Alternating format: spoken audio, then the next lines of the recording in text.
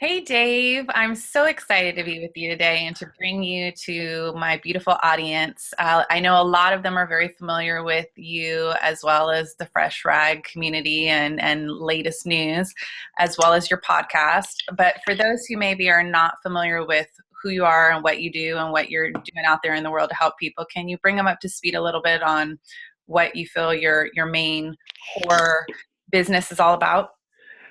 The core is pretty much about helping artists, creatives, designers, makers of all sorts, people that work with their hands doing creative things, helping them get past the scarcity that a lot of those people have ingrained in them, and eliminating the starving artist mindset that a lot of creative people have, because it's a plague. It's a plague, and it's something that it's a struggle to fight with, and for individuals. And so it's good that whenever the best part of my day is when I get people that reach out to me that say the work you're doing, Dave, is so important.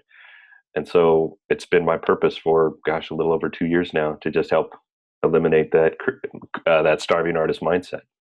And then in terms of your offerings, like is it through, branding or product creation, or what type of way do you help them?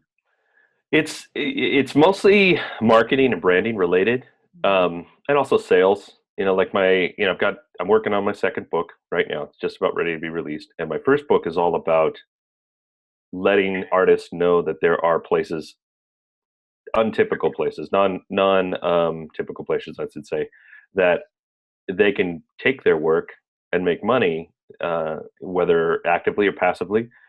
And so it's about giving them that awareness of different opportunities, different availability. And then there's also marketing involved in that, like letting them know ways of how to repurpose their stuff from one social media area to their blog, to different places they might share it. It's all about the repurposing and the resharing of the work in various ways. And then now what I'm working on is kind of a holistic approach to branding Hmm. that helps people, because we're coming up on the holidays at the time we're doing this. They're coming up on the holidays, and everybody's just banging to get their products ready for the holidays, whether it's they're selling art or they're selling handmade goods or whatever it is they're selling. They're ramping up, but then at the end of the holidays, there's just like this steep, cliff that just falls off. But sales just disappear, and a lot of people will go into creation mode in that time period. But my thought is that why not build a brand that is sustainable during that time period, so you don't have these peaks and valleys in your business, at least not so extreme that Right. it causes you to, maybe, like, some people actually give up on their business usually in that time period, because why would I work so hard for the holidays and then come out of that and then have nothing to show for it except for a little bit of money that may get me through that dead spot, and then just kill myself for it again over and over, year after year. So my new thing is basically helping people figure out how to be more sustainable and more holistic all throughout the year with their branding. Yeah. I think it's so important, and all of us who are entrepreneurs, wherever we are in that journey, have experienced that, like you said, where it's certainly cyclical, right? And when you're working on product creation, you go into this intense mode where you're creating, and then you go into launch mode or whatever that looks like, where you're marketing and you're putting it out into the world and hopefully making sales.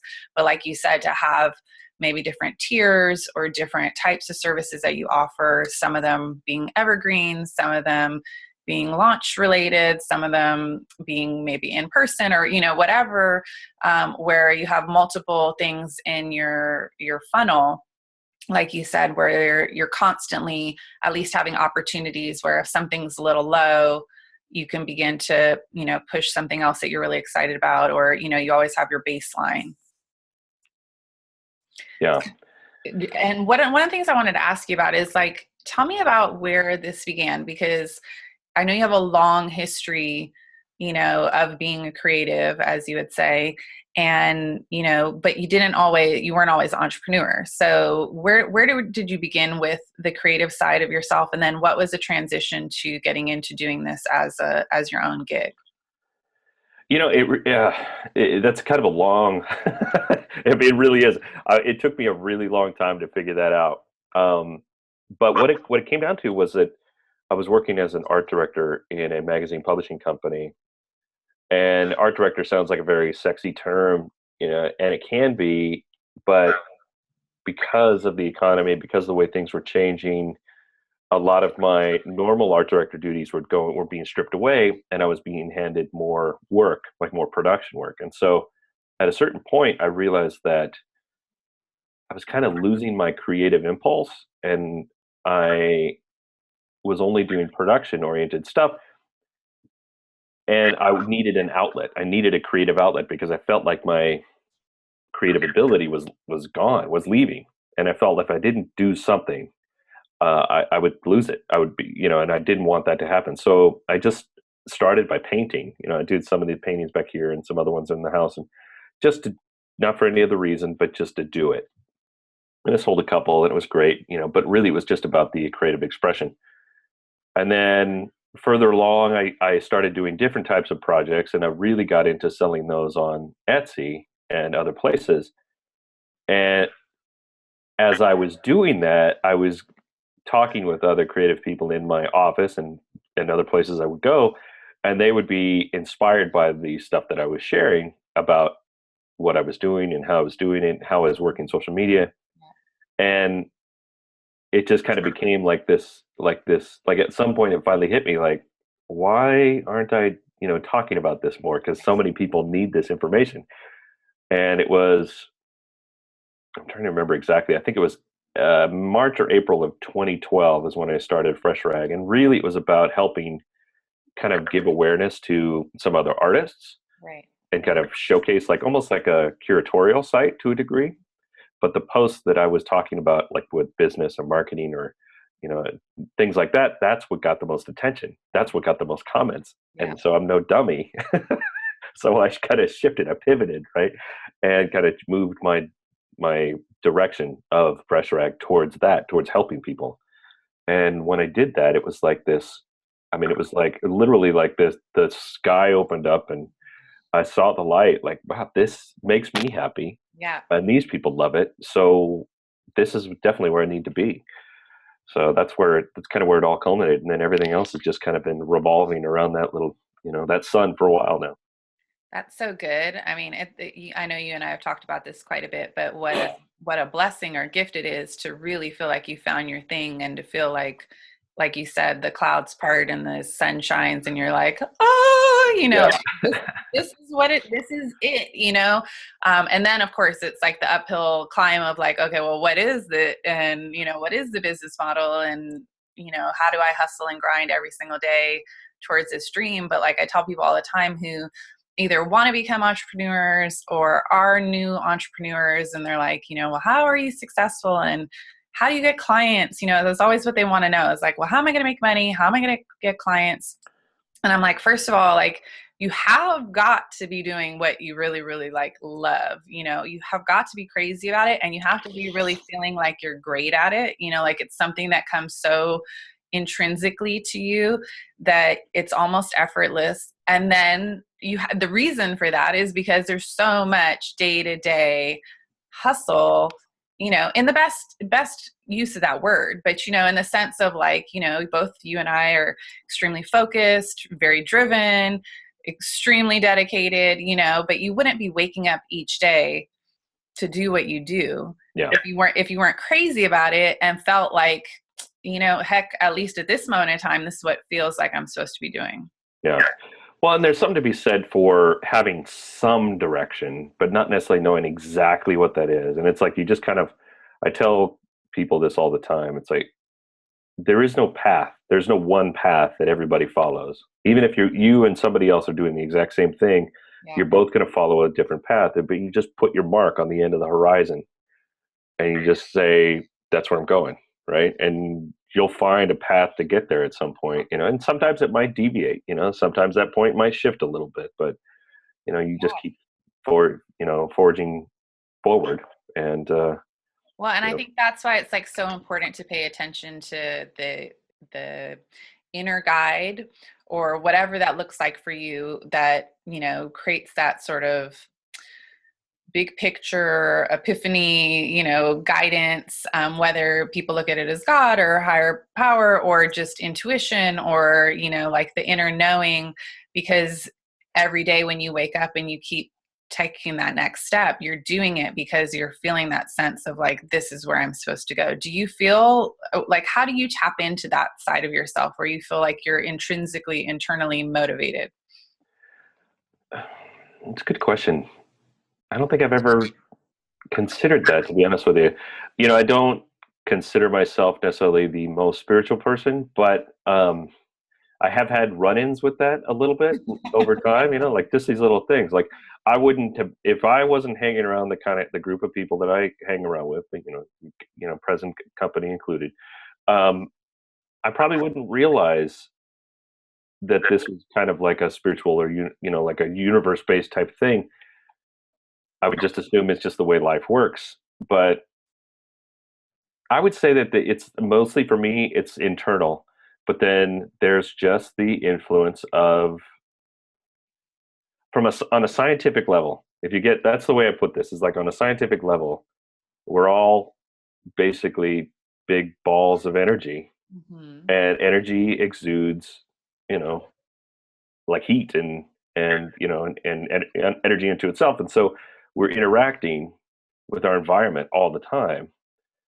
And so when energy goes out back and forth, just, blindly, it's got to find a home, right? It's got this inertia. It's got to go somewhere. Right. And so, that's what it's like, these things that they just come. It's like, whether it's being put out by somebody else and I retrieve it or whatever, it's just, I can't really explain it further than that. I can't go deeper than that, but I know that, the whole idea, like you put stuff out into the universe Mm-hmm. and it will come back to you, whether that's positive or negative, and how you view that. And it's like an electrical arc, right? It's got to find a home, right? And so if you're putting out positive energy and it finds a home, it's going to come back to you. If you put out negative energy, it's going to come back to you at some point that way. That's just the best way I can explain it. And I just kind of accept when this stuff happens, and not, I don't blame anybody or anything. I just kind of say, well, it's possible that maybe I put out certain kind of energy and that's what happened, right? Right. So it's,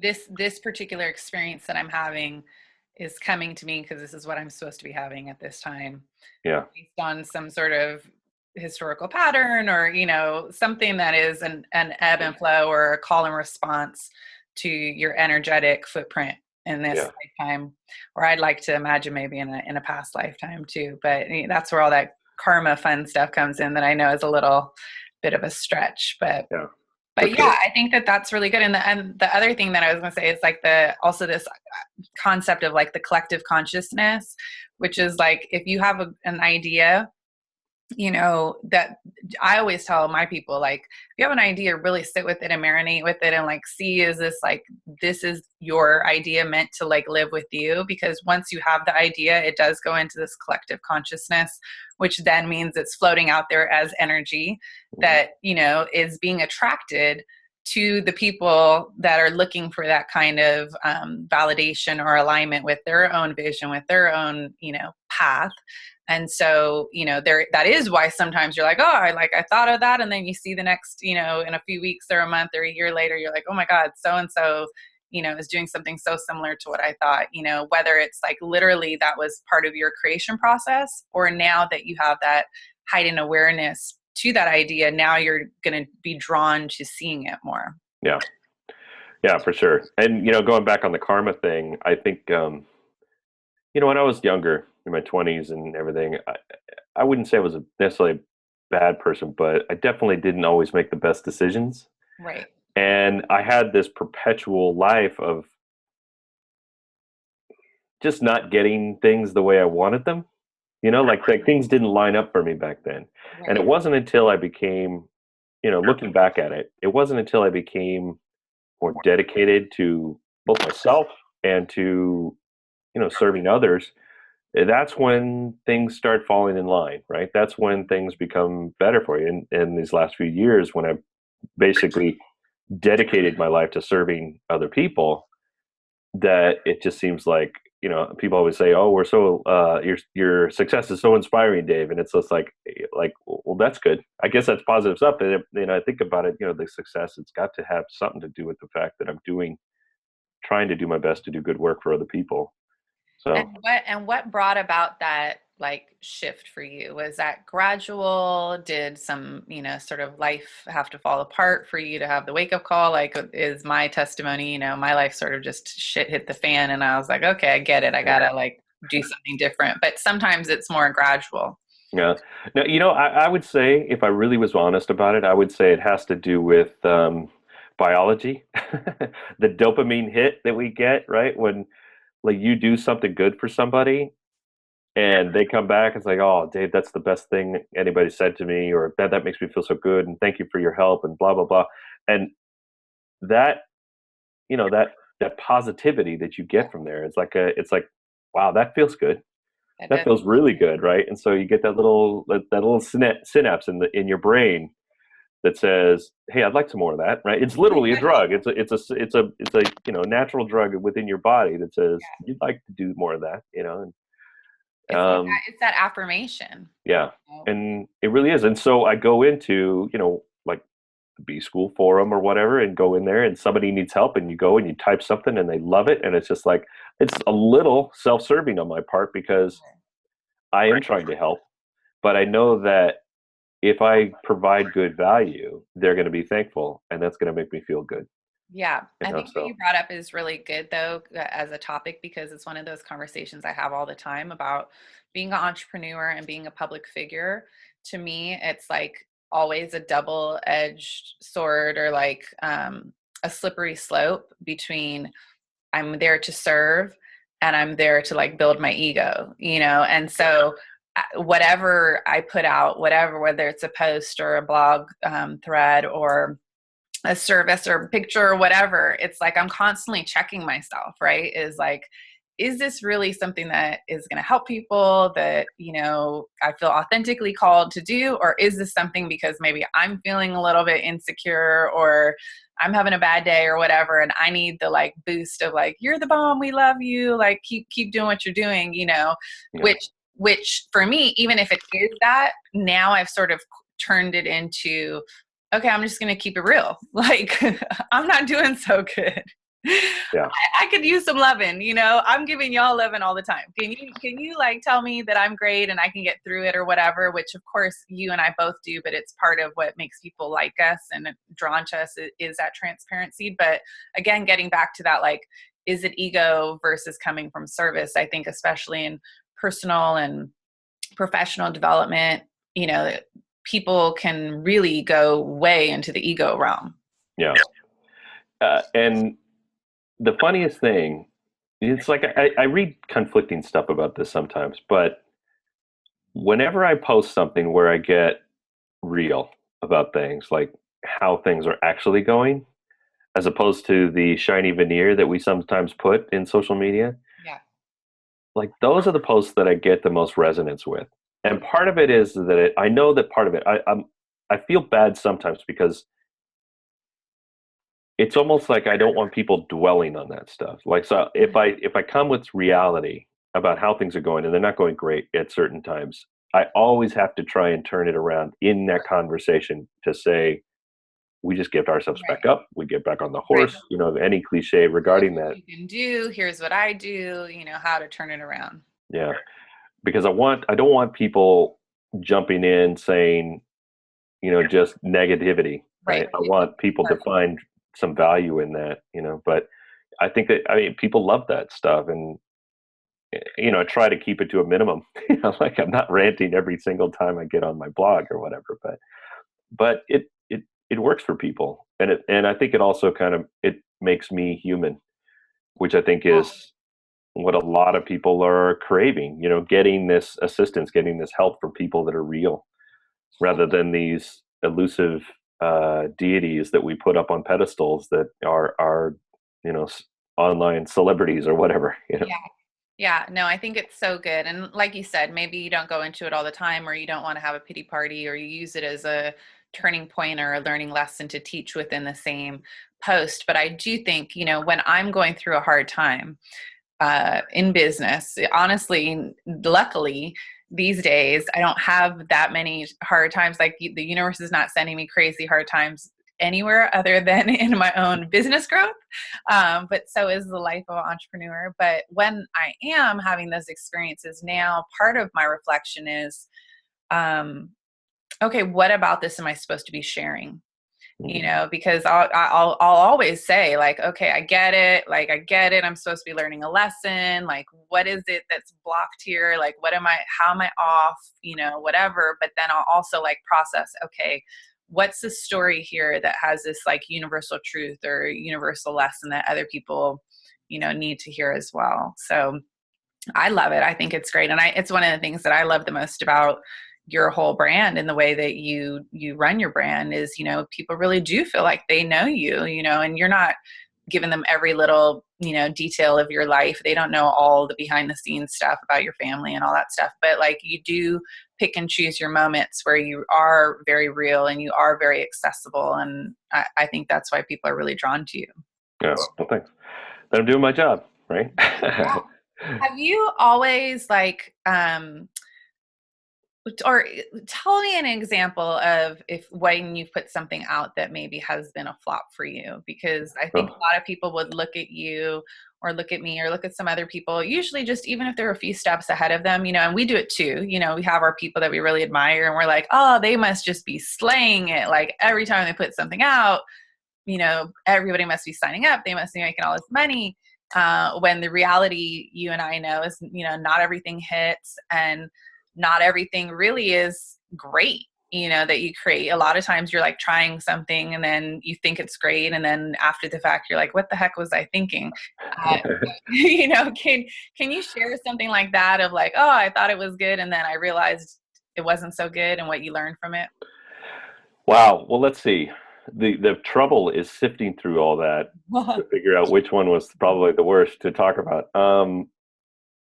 Okay, last year, about this time last year, I tried to introduce a program called Creatively Published, and it was going to be a video series all about teaching people how to self-publish, but in a way that they understand how somebody like me, as a designer, how I go about the process of designing books or magazines or whatever. Right.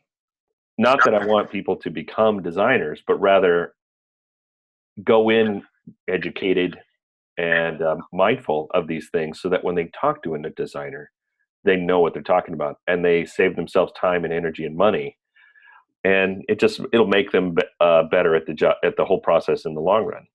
And I introduced it. I had an introductory video series, and I had a ton of signups on that one. Like almost 1,000 people signed up for that thing.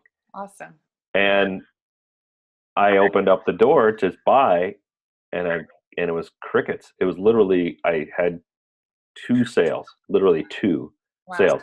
So the whole thing about 1%, like if you have a 1% return rate, like that's not like, I wasn't even there. I mean, I don't even know what that is. That's like 10 people or something. 0.2%, right?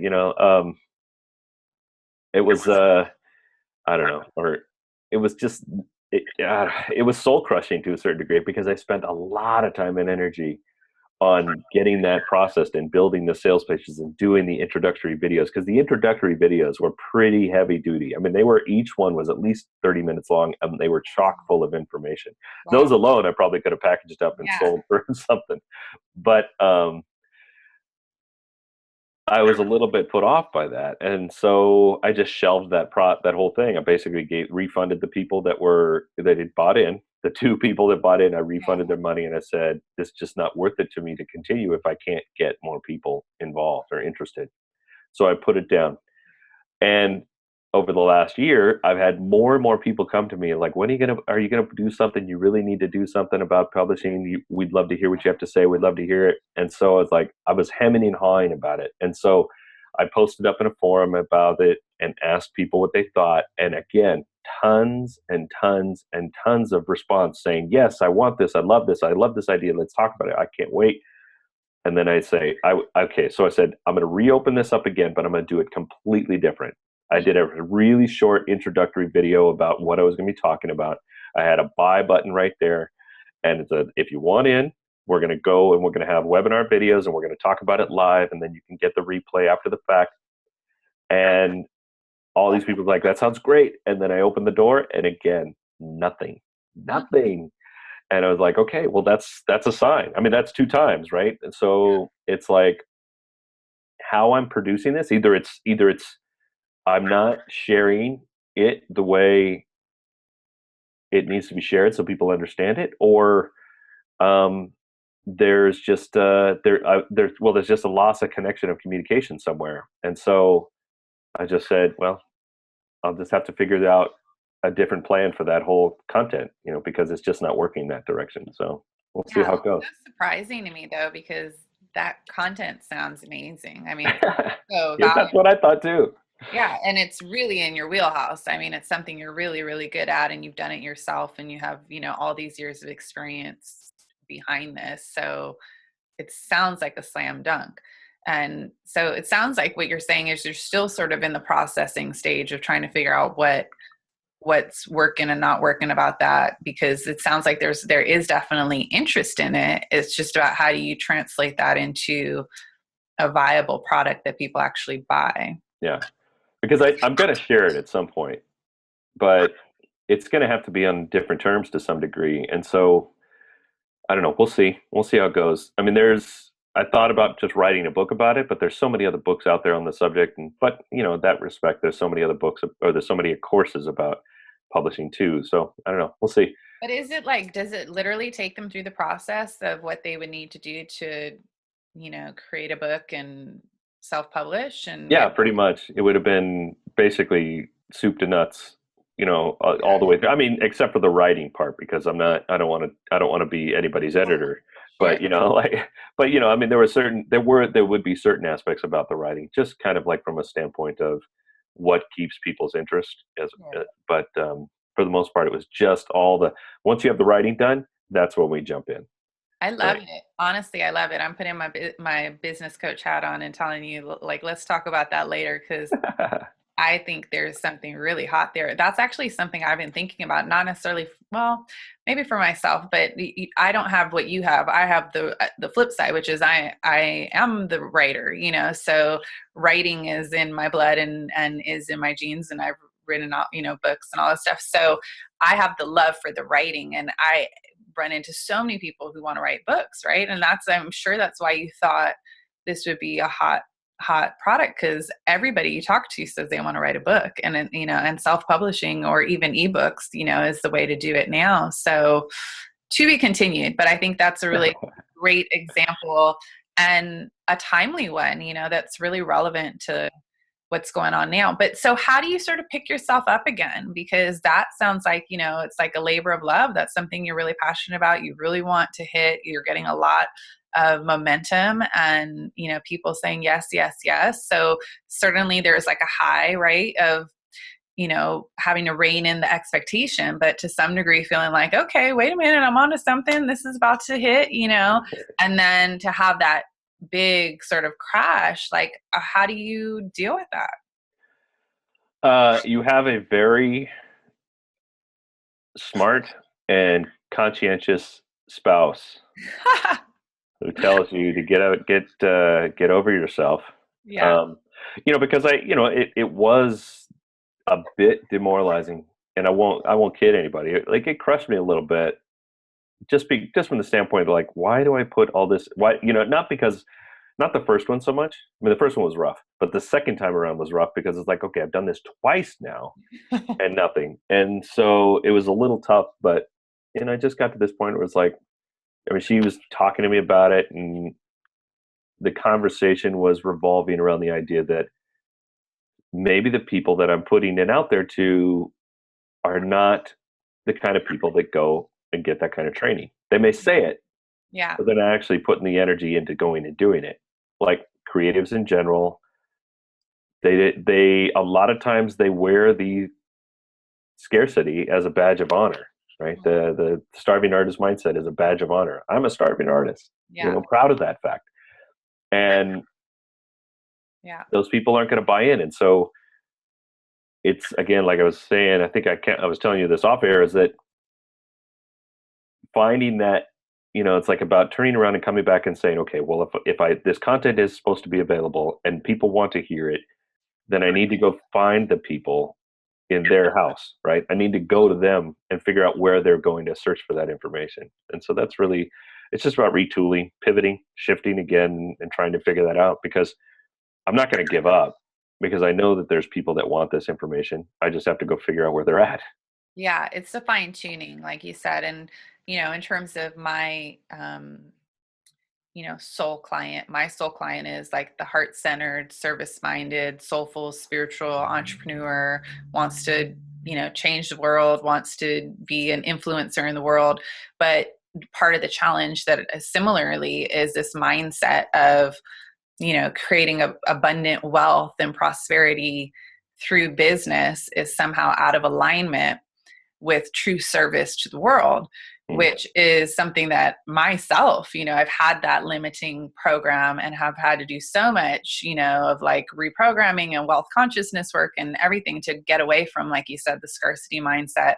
But I too find that the people that I really want to be working with, the ones that ultimately buy from me are the ones that are on the other side of that, who have done the work and now are at the place where they really do want to be holistically successful, but within that means, creating money and, revenue for their household, not the ones who say they want that, but are scared the whole way, or, feel like it's out of alignment for like what their core beliefs are about. And so, yeah, so there's all these people out there in the world that say that they want it, but aren't really ready to step up. And then, you just find that it's like the ones who really are hungry, that it's a smaller percentage of, it's smaller and smaller and smaller that, when they say the cream rises to the top, there's something really to that, because it's like, yeah, there's luck, and yeah, there's like, okay, you become this like you said, online celebrity or whatever, and whatever you put out, people buy. I get all of that stuff. But before you get to that point, it's really like, day in, day out, working hard, building, building, building, building, building, building, until hopefully eventually you get to like the tipping point where you sort of get the snowball effect, where you really do have the people who are, your list is big enough, your following is big enough of people who are like you, who want to, do it. But a lot of times we end up with, 90% or 100% of our following being people who want to be like you, but don't really want to do the work to be like you. Yeah. Yeah. Yeah. Oh yeah. Yeah. It's one of those things. And you take that as it comes and goes. Yeah, when I first started, I would really take that on the chin when like people wouldn't do the work. Like they come in and they would, they want to progress and they want to do good things, and then they just wouldn't do the work. And so it's like, why are you spending your money with me Yeah. if you're not going to be doing the work? You're just throwing your money out the door. I'm like, just just burn it, because that's essentially what you're doing. And I really would take it on the chin. But at some point you realize it's like, you put out good stuff, you do your best to help these people, and they're, they're willful individuals. And so at some point they're going to figure out, how to, either do it or don't do it. And there's not much I can do about it. Yeah. And that's where they're at in their journey. They're not, if they're not people who want to buy or want to do the work, it's because they're not at a place yet in their life where, they're ready to take that step, So like you said, it's really about finding the people who are ready to take the step. And it's all a layering process, getting back to like, as many times as people are talking to me about like, oh, well, I want to become a coach, okay, so when can I start making money, and how much money will I be making, and how many clients will I have? And I'm like, okay, wait a minute. Let's like, let's be real. Like, this is any kind of business like anything else. Yes, you can charge X number of dollars an hour for this service, but you still have to do all the foundational work that anybody who's starting a small business has to do. And that's why, again, that percentage of people that are really, nailing it is slimmer and slimmer. Yeah. But one of the things I wanted to ask you is, so if you said you're a somewhat of a spiritual person, maybe integrating some of the things sooner in your life because of the crowd that you've been hanging around, maybe has been opening you up to things a little bit more. Mhm. But I know you're familiar with the concept of self-care, or taking care of yourself, or relaxation, or whatever. And I know you're married and you have a son and you have friends and you have a great home and all this stuff, so I know you do nice things and have fun. But like in terms of your business model, because part of what I really want to talk about is this concept of like just work being completely out of skew with lifestyle, and that Mhm. to be a successful entrepreneur, it means you have to be a workaholic, or it means your business has to be so much more important than yourself or your family, or having a nice life. And I don't believe that that's true. I believe we can be very intentional with our lifestyle, and you have to be disciplined and be efficient and get your work done and all this stuff. But how do you approach that in your own life so that what's your model towards business in terms of making sure that you're taking care of yourself, making sure that you're spending time with your family? Yeah. It all comes down to scheduling, really. I mean, that was a big thing that I figured out that early on, is that when I start scheduling things in my life, like I'm almost to a fault, where like I schedule everything I possibly can. That was when it really kind of became, or it started to gel for me. Yeah. Like putting in time, like literally typing into my calendar, workout between 8 and 9:30. That's my gym time. And saying that calls are going to be between 10:30 and 3:30, or like just making sure that I schedule every little thing, because it helps me stay focused and on that path. And so that at 5 o'clock, when I go pick up, or 4:45, when I go pick up my son, from then until post dinner, it's like that's our time, Yeah. right?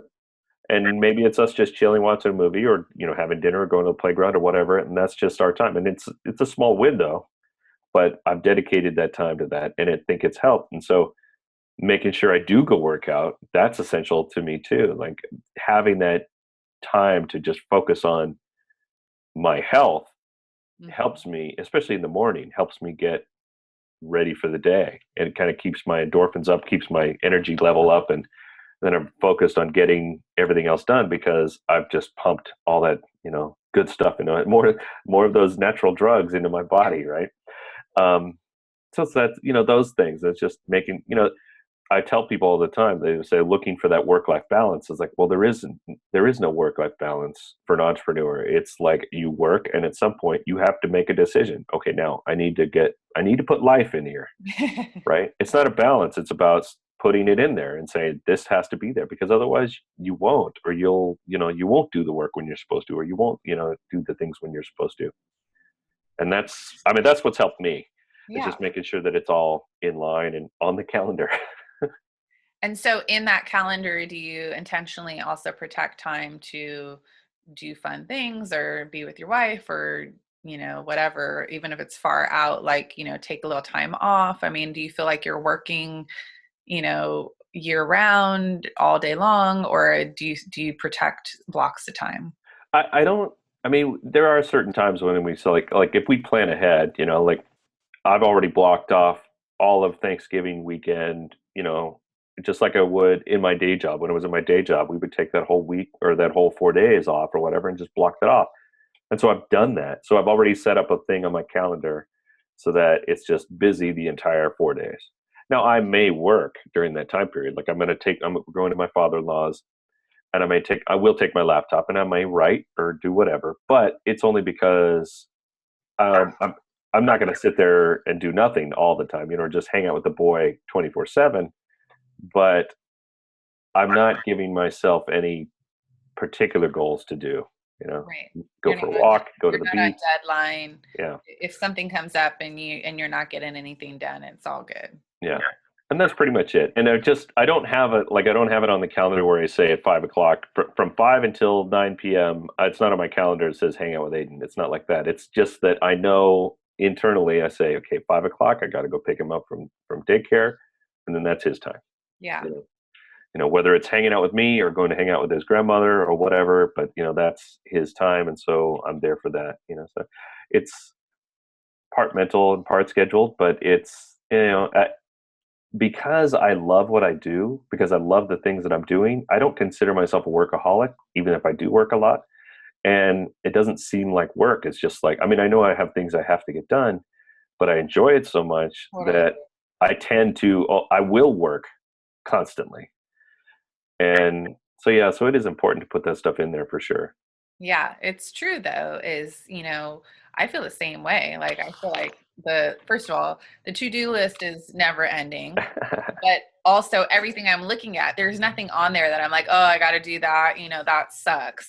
Everything is like, oh, okay, I'm working on this project and it has these different deliverables and I got to meet with that person, but it's all stuff that's like exciting.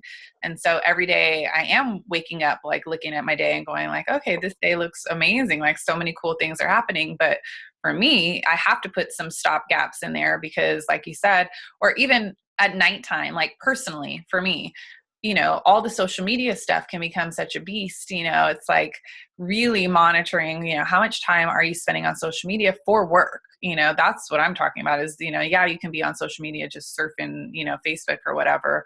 But for those of us who have a social media presence, it's like, engaging, posting things, commenting on other people's things, being strategic, all that kind of stuff. And so that aspect of the social media can become that 24-hour, Yeah.